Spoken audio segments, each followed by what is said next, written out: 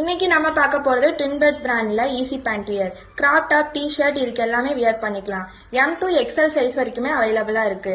இதுல பாத்தீங்கன்னா front side not இருக்கும். இது வந்து elastic type, double side pocket இருக்கும்.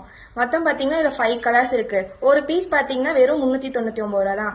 5 கலர்ஸ் பாருங்க. Navy blue colour, maroon colour,